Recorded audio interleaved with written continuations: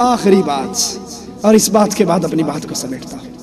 اللہ کے نبی صلی اللہ علیہ وسلم نے ساری زندگی مارے کھائی، بچیوں کو طلاقیں ملی، ماتھا پھٹا، دانت ٹوٹے، طائف کے اندر زخمی ہوئے، اللہ اکبر، مکہ چھوڑنا پڑا، غار کے اندر پناہ لی، بیٹھ جاؤ، چھوڑ دو اس کو، بیٹھ جاؤ، غار کے اندر پناہ لی، مارے کھائی، سب کچھ برداشت کیا، کیوں؟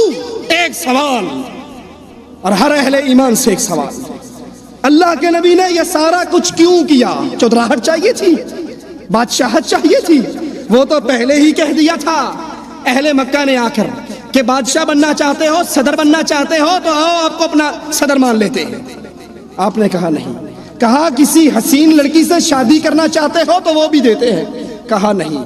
کہا مال و زر کے متلاشی ہو تو مال لے لو، آپ نے کہا نہیں۔ یہ تو سارا کچھ آپ پر پیش ہو چکا، اللہ کے نبی نے دانت کیوں توڑوائے؟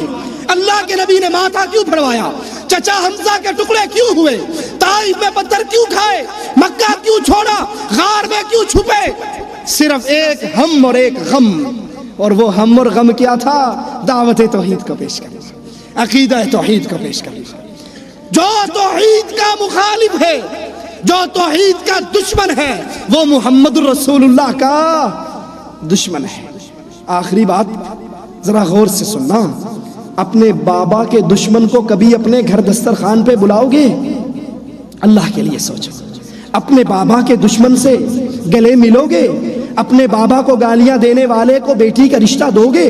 اپنے بابا کے دشمن سے پیار و محبت کی فضا قائم کرو گے؟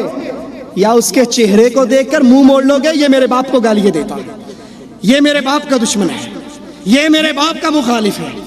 اپنے باپ کی غیرت تو اتنی ہے کہ ہر اس بندے سے لڑائی ہوگی جو میرے باپ کا دشمن ہے، اور اللہ کے رسول کی ساری محنت، آپ کی ساری دعوت توحید کو ہم نے اس لیے چھوڑ دیا۔ کسی کو سیاست کا چکر ہے، کسی کو مال کا چکر ہے، کسی کو قربانی کی کھالوں کا چکر ہے۔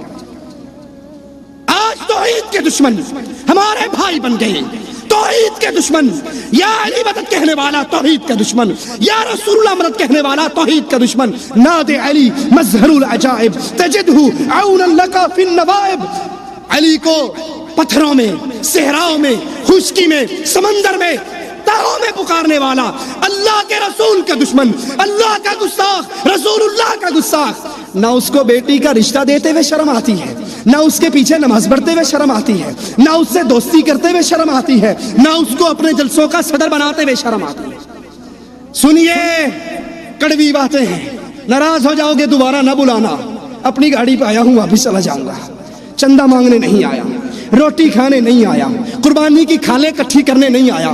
اللہ کے نبی بدر کا میدان، ایک مشرک آیا، کہتا ہے میں آپ کا ساتھ دوں گا کفار مکہ کے خلاف۔ ایک سوال، میرے آقا کا ایک سوال، کیا تو لا الہ الا اللہ کی گواہی دیتا ہے؟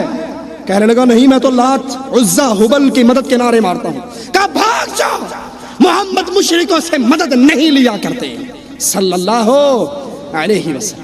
ہم نے اس توحید کا خون کیا، ہم نے اس توحید کے عقیدے کو بلایا جس توحید کے لیے نبی نے ماتھے تک پھڑوا لیے تھے، اپنے دانت بھی توڑوا لیے تھے۔ متحدہ مجلس سے عمل میں اتحاد کیا، ایک ہاتھ کے اندر ساجد نقوی کا ہاتھ، ایک ہاتھ کے اندر پیر اعجاز کا ہاتھ، نورانی کا ہاتھ، عبد الجلیل نقوی کا ہاتھ۔ یہ کون سی دعوت توحید دے رہے ہو؟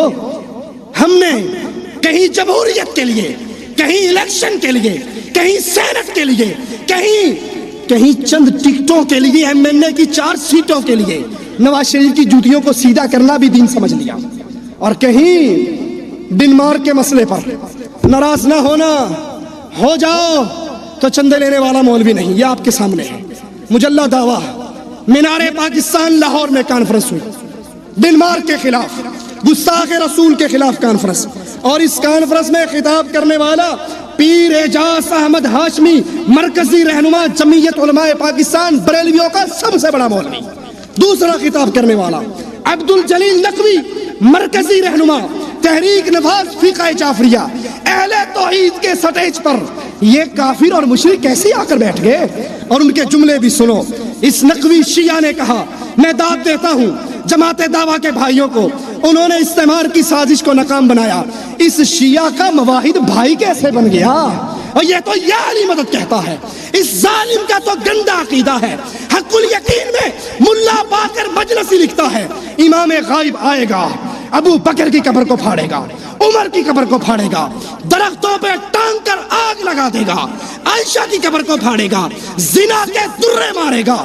اور جو تم تو ڈنمارک کے خلاف جلوس نکالنے کے لیے ان ظالموں کو ساتھ ملایا، ڈنمارک والے صرف رسول اللہ کے گستاخ، اور یہ عقیدہ رکھنے والے رب کے گستاخ، قرآن کے گستاخ، عائشہ کے گستاخ، ابو بکر کے گستاخ۔ اہل توحید کبھی اہل شرک کی باہوں میں باہیں نہیں دیا کرتے، نہ کشمیر کا اس پر، نہ پاکستان کا اس پر، نہ افغانستان کا اس پر، نہ کسی جمہوریت کے کاس پر، نہ متحدہ مجلس عمل کے کاس پر۔ اہل توحید کے پیار کی ایک ہی شرط ہوا کرتی ہے، تجھے گلے تب لگاؤں گا جب تو یا علی کا نعرہ چھوڑ کر یا اللہ کا نعرہ لگانا شروع کر دے۔ اہل توحید کو تو ایک ہی درس دیا امام کائنات، امام اعظم محمد الرسول اللہ صلی اللہ علیہ وسلم نے، جب چچا حمزہ نے آ کر کہا تھا بھتیجے جس نے تیرے سر کو پھاڑا میں نے اس کے سر کو پھاڑا، بیت اللہ میں گرایا، ابو جہل کے سینے پہ چڑھا، اور بھتیجے آج کے بعد جو تجھے مارے گا حمزہ تیرے ظالم سے، تجھ پہ ظلم کرنے والے سے بدلہ لے گا۔ ہائے ہائے اے آقا تیری جوتیوں پہ میرے ماں باپ قربان ہو جائیں۔ کیا عجیب درس دیا۔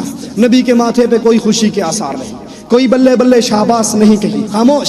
زبان حال سے کہا جا سکتا ہے نبی کے جملوں کو، نبی کے جذبات کو، کہ مجھے کوئی خوشی نہیں، تو نے مجھے مارنے والے کا بدلہ لیا، لیکن سن وہ بھی ہبل، وہ بھی عزا کے سامنے سجدہ ریز ہے تو تو بھی اسی کے سامنے سجدہ ریز۔ جیسے وہ مشرک ویسے یہ مشرک۔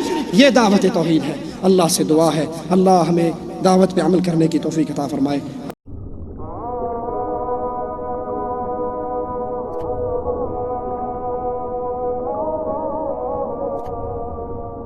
یاد رکھنا مسلک اعلیٰ حضرت والے نہ شرک کرتا ہے نہ بدعت کرتا ہے۔ ہم شرک سے پاک ہیں، بدعت سے پاک ہے۔ میرے مسلک میں شرک بدعت کی کوئی گنجائش نہیں۔ ہم مزار جاتے ہیں تو قبر کو پوجنے نہیں جاتے، ہم ولی کے مزار کی زیارت کرنے جاتے ہیں۔ ہم قبروں میں سجدہ نہیں کرتے، قبروں میں سجدہ کرنا حرام ہے، حرام ہے، حرام ہے۔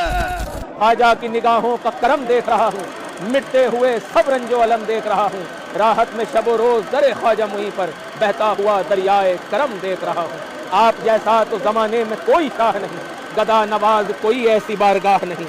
گدا سے کہہ دو نا دستے طلب دراز کرے۔